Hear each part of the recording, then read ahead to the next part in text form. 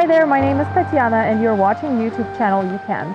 Today is April 8th and today is part 2 of the video that I made in February 22nd about preparing your soil for earlier gardening. So in February 22nd, I made a video about how to prepare garden soil for gardening earlier. And I had talked about building hoop houses. And today I'd like to show you what's going on underneath this row cover. So the weather in March has been ugly. We've had snow and rain and freezing and lots of wind. But it did not seem to bother the raised beds that were covered with the row cover. So this is the hoop house that I built on that video on February 22nd. And I used the bamboo rods that I split and created the hoops, the framework with them, and then this floating row cover. So folks, this has been planted March 4th. I planted all of this March 4th. You can see bok choy and kale and onion, and on the far side there's radishes and carrots, and I planted a little bit of beets. But the bok choy I had actually started in the greenhouse, and it was about 1.5 to 2 inches tall when I planted it in here. So was the kale. Everything else was planted from seed, and it looks absolutely beautiful. So besides the big hoop house that I made, I also made 4 little ones. Now there's something about the smaller ones. I do like the smaller size because they're a lot more sturdy. They're easier to make in the sense of because the hoop is smaller, you can cover them a lot easier, and they're just a lot easier to maintain for me personally. So as you can see, like this hoop house is the hoops are very sturdy. And that hoop house as well. But I want to show you what's inside.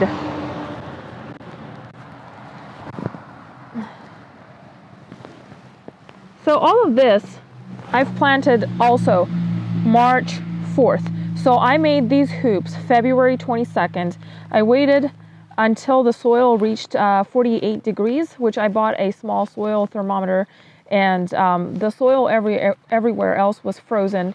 And in these hoops, because the floating row cover traps the heat, the soil was able to warm up to 48 degrees. Some places were 53, depending on how the sun hit them. But that was enough of warmth for the seeds to be able to germinate. So you can see that we have peas here and some spinach and radishes. And again, this was planted March 4th, and today is April 8th. So the hoop houses that I was showing you up until now, I built them with bamboo rods, and my husband decided to go all out and build a cover for a bed. I mean, he used 2x4s. I don't do this kind of stuff.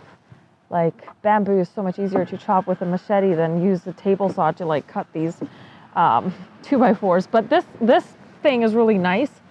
Because it gives a lot more space. So basically you could plant a taller crop in here, like let's say kale or something that grows taller, and not have to remove this box and let it basically grow in here without being attacked by pests.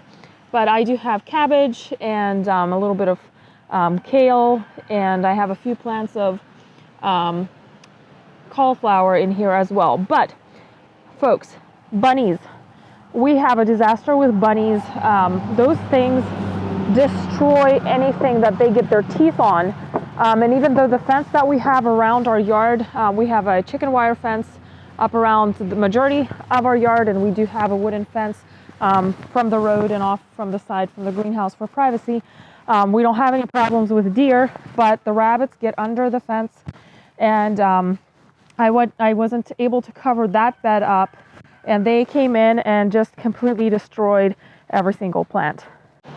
All right, so just to recap everything, covering your raised beds or part of your garden with floating row cover makes sense, for me at least. We're going to get a significantly earlier crop with lettuce and radishes and peas because the soil was able to warm up. The cool thing about floating row cover is that it also allows rain to percolate through it, so you don't have to worry about having to water underneath the floating row cover. Now there is floating row cover that's different thickness. The one I'm using is kind of semi-transparent in a way.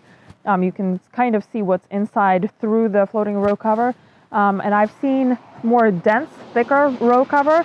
So I don't know if that one would allow the water to percolate through it or not.